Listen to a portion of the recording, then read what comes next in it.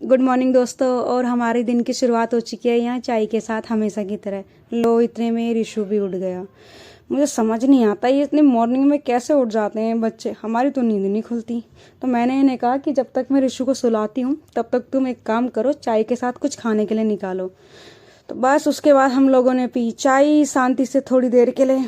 पर शांति हमारे नसीब में कहाँ है फ़िलहाल, क्योंकि रिशु जो है वो उठ चुका था और ये सोच रहा होगा कि मम्मी पापा इतनी आराम से चाय कैसे पी रहे हैं, क्यों ना इन्हें परेशान किया जाए। तो बस हम दोनों सोचने लगे कि अब इसे चुप कौन कराएगा, क्योंकि मैं तो बहुत ज़्यादा थक चुकी हूँ पूरी रात जाग करके, क्योंकि ये हर 2 घंटे में उठता है और इसे फीड कराना पड़ता है मुझे, इसलिए। तो बस इसके पापा करने लग गए इसे चुप। पता नहीं ये किस तरीके से इसे चुप करा रहे हैं, मुझे समझ नहीं आ रहा। इतने में इसके पापा को लगा कि शायद इसने कर दिया सुसु अपने पजामे में। तो बस इसके पापा लग गए चेक करने के लिए, पर नहीं, ये रिशु की सिर्फ एक चाल थी अपने पापा को परेशान करने की। और ये देखो इसे किस तरीके से खेल रहे हैं इसके साथ, जैसे ये कोई गुड्डा होगा। खैर ये फ़िलहाल हम लोग के लिए एक छोटा सा गुड्डा ही है, जब तक ये बड़ा नहीं हो जाता। तब तक बस मैं चली गई मिरर में अपनी शक्ल देखने की, मेरी शक्ल पे किस तरीके से 12 बजे हुए हैं पूरी रात भर उठ करके। जैसे ही मैं वापस आई मैंने देखा कि इसके पापा इसको फ़ोन दिखा रहे हैं।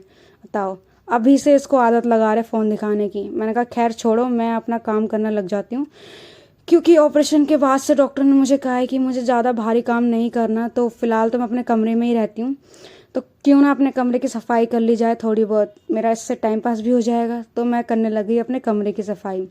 उसके बाद करा मैंने अपना बिस्तर ठीक, क्योंकि बिस्तर बहुत ज़्यादा मैसी हो जाता है आजकल। और इनको देखो ज़रा, इसे सुलाने की कोशिश कर रहे हैं अभी तक।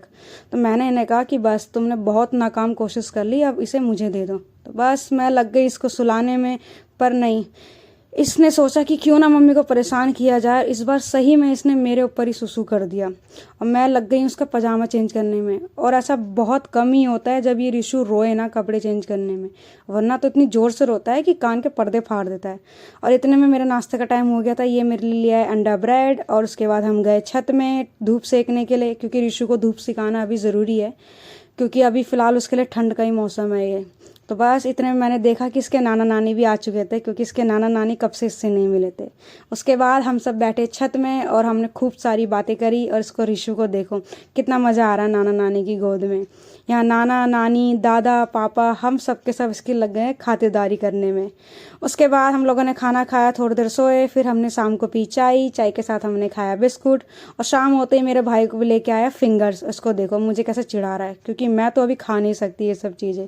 सो गाइस, मिलते हैं नेक्स्ट ब्लॉग में। Okay, tata bye bye.